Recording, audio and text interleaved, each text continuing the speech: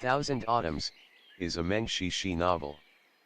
This is an audiobook made by fans for other fans. Disclaimer. The main couple of the story is made up of two men. If you don't like it, don't listen. Thank you. Remember, subscribe and click the bell to stay updated on all the new releases. Enjoy. Extra number 9. In an instant, Wushi was accosted by accusatory glares all around, including that of the stall owner. He looked like an upstanding person, but stole a kid's tangren, and took a huge bite out of it too. This situation, what kid wouldn't cry? The stall owner himself had 2 children. Seeing the situation, he felt pity, and rushed to console. "Shu will make you another one, don't cry, don't cry." Shen Qiao, hearing this, stopped sobbing, wiped his tears with his sleeve. With his nose stuffy, he said, "Thank you, Shu, but one is enough for me."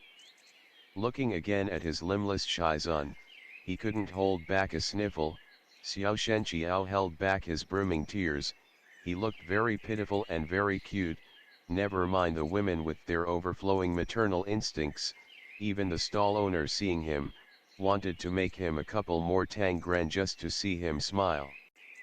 There were also bystanders who, seeing this injustice, wanted to chastise Wushi, but the others' eyes were too cold, his sense of presence startling, so they held it in until their faces burned, and didn't say anything.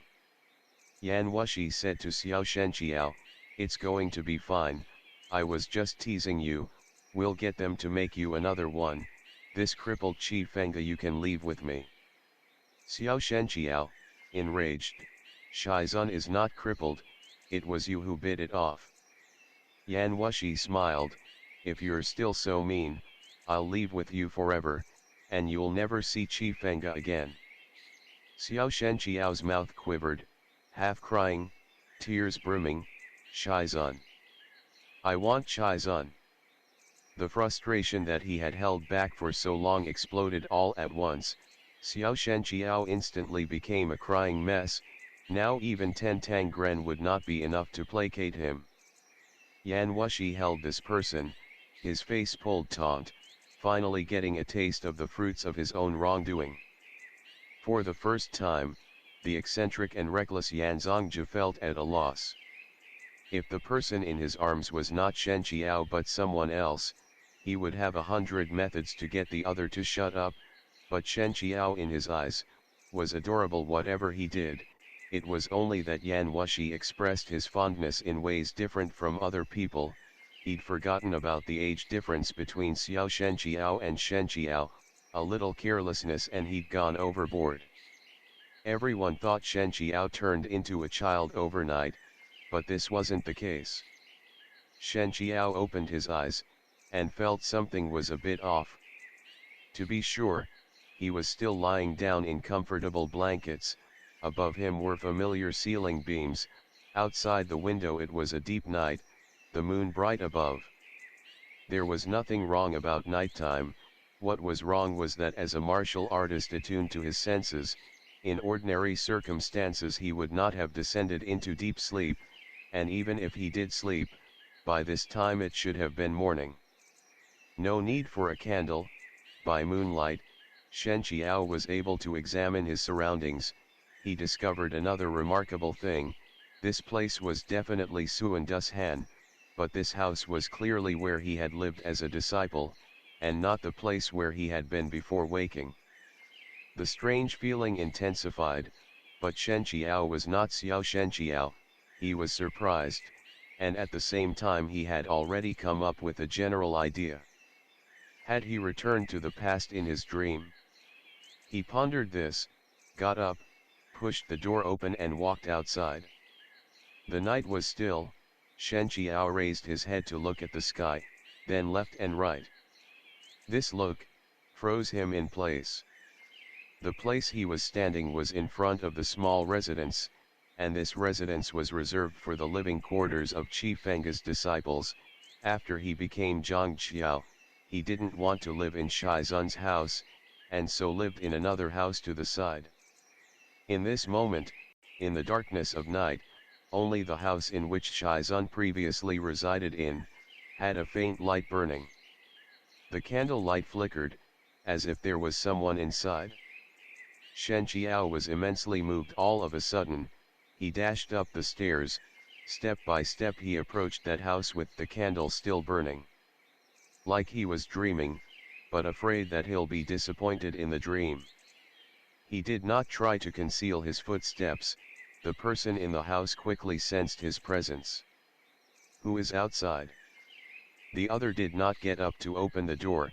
His voice was even and warm, as if he might have been reading a book by candlelight, every bit the familiar cadence that Shen Qiao had heard numerous times.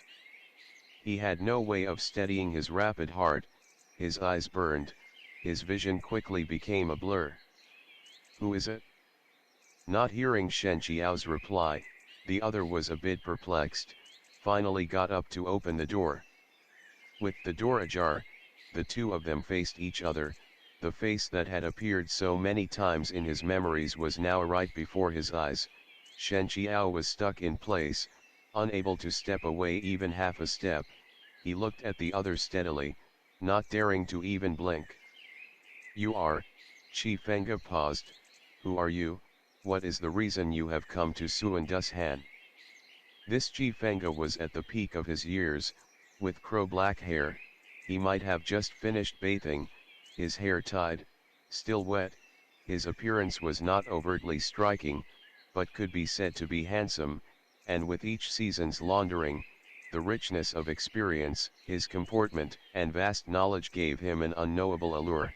If there was a type of person in the world, which would utterly be granted others' trust upon meeting, that person would be Qi Fengge.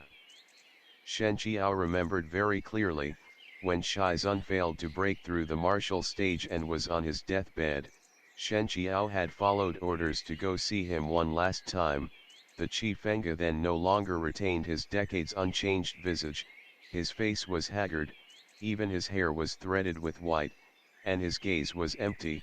So now when Shen Qiao saw again the Shizun of the past, memory and sadness overwhelmed him all at once. His tears could no longer be held back, springing forth, and flowing freely.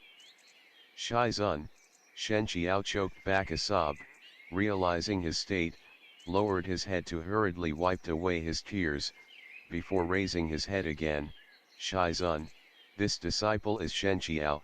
But the Shen Qiao after 20 years, this disciple doesn't know what happened. When I woke I had returned to the past. Maybe this explanation will surprise you, but this disciple harbors no other intentions." "Qi Fengge, I believe you." Shen Qiao was cut off mid-sentence. He looked at the other with some shock. Qi Fengge smiled. "I believe you, although you've grown.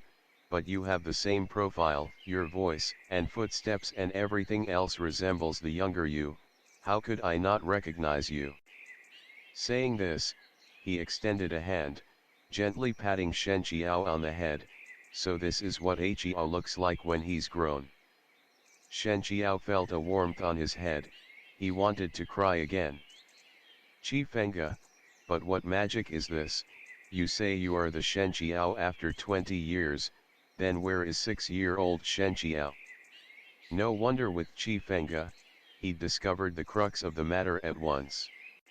Shen Qiao frowned. "This disciple doesn't know either. I was meditating, then I must have fallen asleep. When I awoke I discovered that I had returned to 20 years before." Qi Fengge, engrossed, "Then after 20 years, where am I?" Shen Qiao was silent. Qi Fengge understood. "I must have already died." Shen Qiao, Shizun. Qi Fengge found it amusing, to die of old age and illness. Nothing could be more common. Martial artists have a few more years, but cannot age in time with the heavens.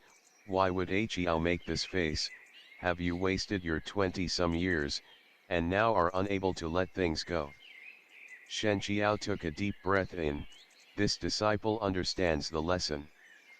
Qi Fengge, who is the Zhangjiao of Xuandu's Han then? Shen Qiao, it's this disciple. Qi Fengge wasn't too surprised, he smiled, and nodded.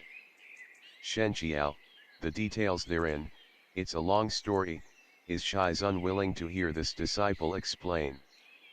Qi Fengge shook his head, no need, what will happen has already been said, knowing it will provide no advantage, instead it might not be a good thing. Most people if they had a chance to know the future wouldn't be able to stay their curiosity. Shen Qiao was not surprised by Qi Fengge's words, as the other was really this open-minded of a person.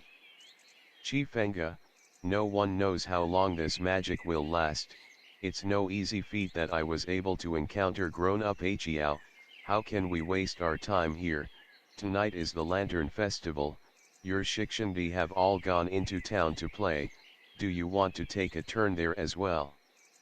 Shen Qiao, delighted, of course this disciple is willing. The two of them descended the mountain one after the other, Qi Fengge used Qinggong, his shadow drifting like an idle celestial. Shen Qiao found that in this dream his perception of his surroundings were just like real life, his Wuzhong was not diminished at all, it almost didn't feel like a dream. Qi Fengge has just landed, when Shen Qiao appeared by his side, he was very happy, the pupil surpasses the master, there is hope for the continuation of Xuandu's Han. Shen Qiao smiled, Shizun is too kind, my Wuzhong still cannot compare to Shizun's at his peak, Yan Wushi however. He found that after speaking this name, with all of the things that were to follow, some unknown force held him back, and he was unable to say anything else. Qi Fengge didn't sense his apprehension, Yan Wushi. So his Wuzhong 20 years later has ascended another level. Shen Qiao had no way of explaining, he could only nod. Qi Fengge did not press further, his gaze fell upon the crowd, the lively, bustling atmosphere, he smiled and asked, Xuandu town after 20 years, it must be even more busy. Lanterns in every direction, riotous and colorful, the sound of children's chatter and delight, it was indeed a lively lantern festival. Shen Qiao, it's about the same. He had collected himself, not being able to say it was no regret, having one night in Shizun's presence was already a blessing. Qi Fengge brought him before a kiosk that had lantern riddles, he joined in on the fun, got a lantern riddle right, and won a rabbit lantern. He handed the rabbit lantern over to him, joked, when you came into town last year, you had your eyes on this rabbit lantern, but you and Chun also wanted it, so you gave it up to him, this year you're here on your own, so you get this rabbit lantern too easily. Shen Qiao no longer recalled what happened when he was 6, but Shizun's sincere devotion to him made him feel very warm inside, he was so fond of the rabbit lantern in his hands he was quite unable to part with it. The candle light from the tummy of the rabbit lantern burned with warmth. 20 years ago, and 20 years later. Shen Qiao's eyes grew wet again, he was worried that Shizun would find him weak, and rushed to blink away his tears, then he smiled, thank you, Shizun. Qi Fengge patted him on the shoulder, his gaze soft, he didn't say anything, but seemed to understand everything. Past this street, the noise and bustle dwindled, the river flowed by quietly, several lanterns were appended to paper boats, drifting downstream, the wishes of many people entrusted to them. The two of them took a break under the trees, Qi Fengge saw how he was unwilling to put the rabbit lantern down, couldn't help but laugh, how come our grown Qiao is still like a child? Shen Qiao also laughed, it's because Shizun gifted this. Looking at it, was like having Shizun by his side, Shen Qiao didn't want to think this was all a dream, the existence of rabbit lantern perhaps made his own presence feel a bit more real. Qi Fengge took the lantern from him, and used a thin branch to pry the wick a bit longer, prolonging its life, then gave it back to him, sorry. Shen Qiao paused, why does Shizun say that? Qi Fengge, warmly, 20 years later you are Zhang Qiao, it must be that at the time you are the only one capable of such an undertaking, your character is humble and kind, you never like to be in the spotlight, so it is I who will make things difficult for you. Shen Qiao smiled, I am a disciple of Suan Han, I hope Suan Han will be safe, since Shizun thinks I am capable of the task, I will of course give it my all. Although the beginning was a detour, and the cost devastating and unbearable, ultimately he didn't let anyone down. The two of them chatted for a long time underneath the trees. Shen Qiao forgot when he succumbed to fatigue and fell asleep. In the dream, he was lying on Qi Fengge's leg, in his arms was the already burnt out rabbit lantern, someone was still smiling. A hand was stroking his head, over and over, just like when he was younger. Shen Qiao was woken by the piercing sunlight. He opened his eyes, sunlight scattered through the spaces between the leaves, spilling onto his body. Beside him someone was leaning against the tree trunk, but it wasn't Qi Fengge, it was Yan Wushi. Yan Wushi opened his eyes, rubbed his temple, he was trying to figure how with his martial arts level how he could have fallen asleep unknowingly. When he saw Shen Qiao he paused, you're back. The two of them compared their version of the events. Shen Qiao was alarmed to discover, he hadn't been dreaming, but actually switched time flows with 7-year-old him, briefly returning to the past. Shen Qiao, surprised, but I do not remember this episode from when I was 7.